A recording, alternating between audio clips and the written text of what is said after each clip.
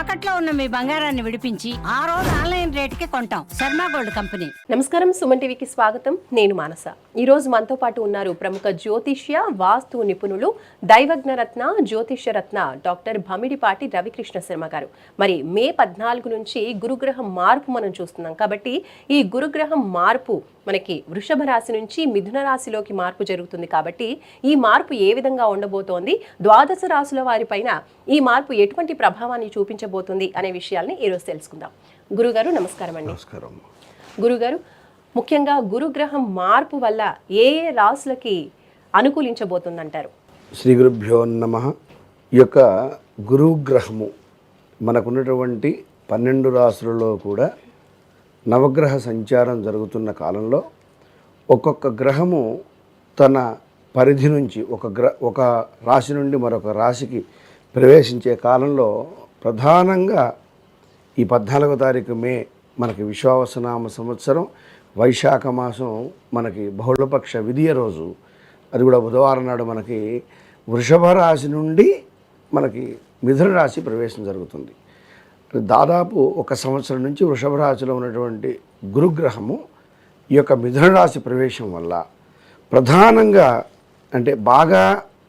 అంటే ఈ యొక్క గ్రహం యొక్క ఉనికి, అంటే వృషభ రాశి నుంచి మిథున రాశి ప్రవేశం ఉనికి ఏదైతే ఉందో ఆ సంచారం వల్ల మిథున, కర్కాటక, సింహరాశుల వారికి చాలా విశేషంగా గత కొన్ని సంవత్సరాలుగా ఉన్నటువంటి ఇబ్బందులన్నీ తొలగిపోయి ప్రశాంతమైనటువంటి, అంటే వారి వారి యొక్క కోరికల ఆధారంగా వారి యొక్క పనులు సజావుగా ముందుకు సాగడానికి ఎక్కువ అవకాశం ఉంటుంది. ఎందుకు అంటే 9 గ్రహాల్లో కూడా గురుగ్రహం యొక్క పరిస్థితిని బట్టి గురుగ్రహం యొక్క అంటే మనకి ఆ గ్రహం నుండి ఏర్పడేటువంటి సహాయాన్ని బట్టి, అంటే కొంతమందికి అనుకూలంగా ఉంటాడు, కొంతమందికి ప్రతికూలంగా ఉంటాడు. అంటే ఎప్పుడైతే గురుగ్రహం అనుకూలంగా ఉందో తప్పనిసరిగా వారికి ఆలోచన పరంగా కానివ్వండి, అభివృద్ధి పరంగా కానివ్వండి, విద్యాపరంగా కానివ్వండి, ఉద్యోగపరంగా కానివ్వండి, ఇతరత్ర శుభకార్యాల పరంగా కానివ్వండి విశేషమైనటువంటి ఫలితాన్ని పొందుతారు అని చెప్పి మనకు జ్యోతిష్ శాస్త్రం చెప్తోంది. ఈ కోణంలో మనం కనుక ఆలోచించినట్లయితే ప్రధానంగా ఇప్పుడు గురుగ్రహం మిథున రాశిలోకి ప్రవేశిస్తున్నారు. ఎప్పుడైతే మిథున రాశిలోకి ప్రవేశం జరుగుతుందో మిథున రాశి వారికి గత కొంతకాలంగా వివాహ సంబంధాలు కానివ్వండి, లేదా సంతానపరంగా ఏమన్నా అడ్డంకులు కనుక ఉన్నట్లయితే 100కి 100 ఖచ్చితంగా మిథున రాశి వారికి ఈ సంవత్సరం గురుగ్రహ ప్రవేశం తర్వాత మిథున రాశిలోకి వెంటనే వివాహ నిశ్చయం అవటం, ఎప్పటి నుంచో వివాహం కాని వారికి వివాహం అవటం, అలాగే గత కొద్ది సంవత్సరాలుగా అంటే 4-5 సంవత్సరాల నుండి, అంటే దాదాపు మకర కుంభరాశుల నుండి ఆయన సంచారం ప్రారంభమై వృషభ రాశి వరకు ఎవరికైతే వివాహమై 5 సంవత్సరాల నుండి సంతానం కలగలేదో, సంతానపరంగా అవరోధాలు ఏర్పడ్డాయో వారందరికీ కూడా మిథున రాశికి సంబంధించినటువంటి వారికి సంతానపరంగా అభివృద్ధి జరగవచ్చు అని మనం ఖచ్చితంగా చెప్పుకోవచ్చు.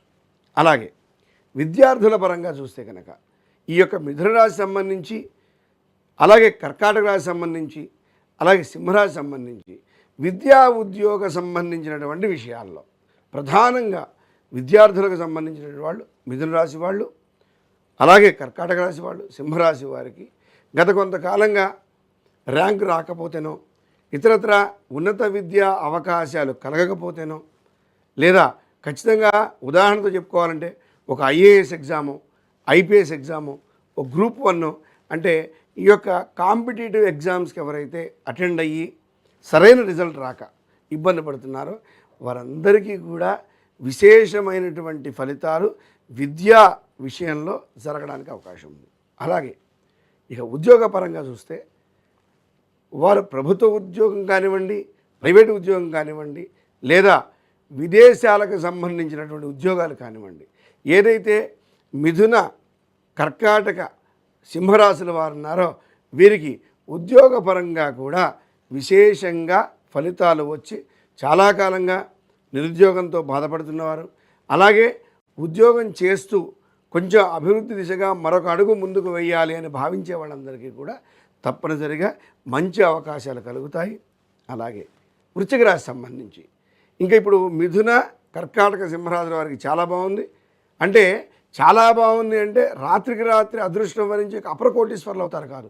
గత కొంతకాలంగా ఏదైతే గురు సంచారం వల్ల గురుబలం లేక ఇబ్బంది పడుతున్నారో వారందరికీ కొంత అనుకూల పరిస్థితులు ఏర్పడతాయి.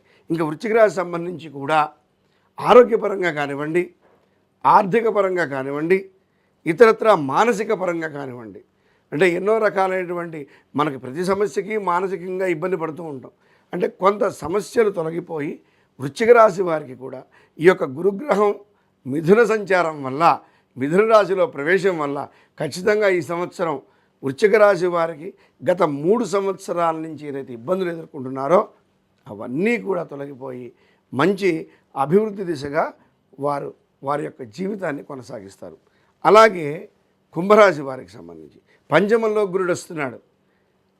అంటే ఆల్రెడీ పిల్లలు ఉండి సంతానం అభివృద్ధి దిశలో ఉండి, అంటే ఒక ఇంటర్మీడియటో అలాగే బీటెక్కో ఇతరత్ర విద్యా అవకాశాలు, ఉన్నత విద్యా అవకాశాలు, విదేశీ అవకాశాల కోసం ఎవరైతే పిల్లలు ఇబ్బంది పెడుతున్నారో ఖచ్చితంగా ఈ కుంభరాశి సంబంధించినటువంటి వారి పిల్లలకు, అంటే కుంభరాశి వారి యొక్క సంతానానికి తప్పనిసరిగా అభివృద్ధి అద్భుతంగా జరుగుతుంది. ఎప్పటి నుంచో మీ పిల్లలకు సంబంధించి విద్య బాలేకపోయినా, వారికి అవకాశాలు రాకపోయినా, విదేశీ అవకాశాలు వీసా రిజెక్ట్ అవ్వటం, అలాగే మంచి మంచి యూనివర్సిటీలో సీట్లు తెచ్చుకోలేకపోవడం, ఇలాంటివి ఏమన్నా ఉన్నా కూడా ఆ ప్రతిబంధకాలన్నీ కూడా తొలగిపోయి ఖచ్చితంగా ఈ సంవత్సరం సంతానపరంగా అన్ని రకాలుగా అభివృద్ధి ఉంటుంది. అలాగే ఈ కుంభరాశి వాళ్ళకి సంబంధించి శుభముహూర్తాలు, శుభకార్యాలు నిర్వహిస్తారు.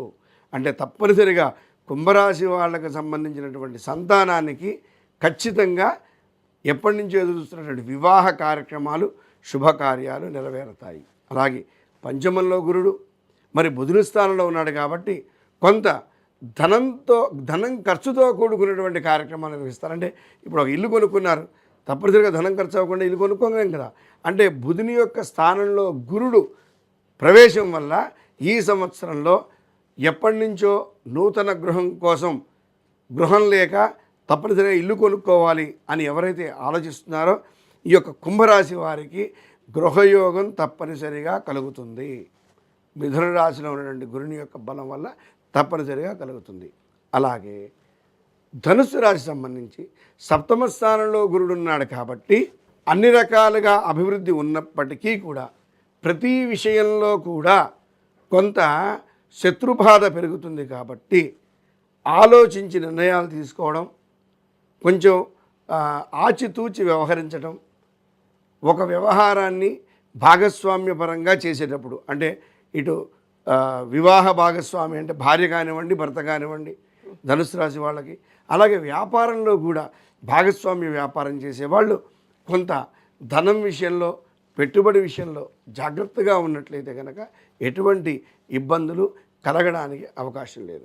ఎవరైతే ఈ యొక్క గురుగ్రహం మిథున రాశిలో ప్రవేశం, ఈ సంవత్సరం అంతా మిథున రాశిలో సంచారం, తద్వారా ఏర్పడే పరిస్థితులు అన్నీ కూడా సజావుగా ఉన్నప్పటికీ ఈ యొక్క మిథున, కర్కాటక, సింహ, వృశ్చిక, ధనుస్సు, కుంభరాశుల వారు ఎవరైతే ఉన్నారో తప్పనిసరిగా హయగ్రీవ స్వామి వారిని పూజించండి, హయగ్రీవ అష్టోత్తరం చదువుకోండి, హయగ్రాన్ని పఠించండి, హయగ్రీవ ఆరాధన చెయ్యండి, హయగ్రీవ శ్లోకాలు పఠించండి. ఎప్పుడైతే శృతి మనకు కలిగిందో హయగ్రీవ స్వామిని ఎప్పుడైతే పూజించామో ఈ హయగ్రీవ ఆరాధన వల్ల శత్రుజయం కలుగుతుంది. మనకు శత్రువులు అంటే ఎవరు? ప్రధానంగా మనకు ఏ సమయంలో ఏ పని అవ్వాలో ఆ పనికి ఆటంకం కలిగించేదే శత్రువు, ఆ పని అవ్వకుండా ఆపేది. అటువంటి శత్రుజయం విద్యార్థులకు ఏమిటి? శత్రువులు అంటే ఎవరు? విద్యార్థులకి సరిగ్గా మేధస్సు, అంటే చదువుకున్నది గుర్తు లేకపోవడం, సరిగా ఎగ్జామ్ రాయలేకపోవడం, ఇవన్నీ కూడా శత్రువులు. ఉద్యోగస్తులకు ఎవరు శత్రువులు ఉంటారు? సరైన ఉద్యోగం రాకపోవడం, సరైన సంపాదన లేకపోవడం, ఎంత బాగా పనిచేసినా యజమాని నుంచి, ఎవరైతే కంపెనీలో పనిచేస్తున్నామో వారి నుంచి ప్రశంసలు, సరైనటువంటి జీతం రాకపోవడం. ఇక వ్యాపారస్తులకు శత్రువులు అంటే ఎవరు ఉంటారు? కాంపిటీటర్, ఎవరైతే వీరితో పాటు వ్యాపారం చేసేవాళ్ళు, అలాగే వ్యాపారంలో నష్టాలు రావడం శత్రువులు.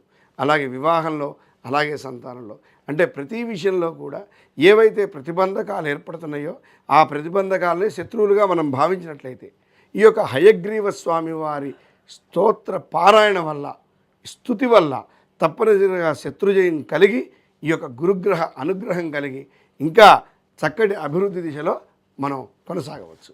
శుభం భూయాత్. రైట్ గురుగారు.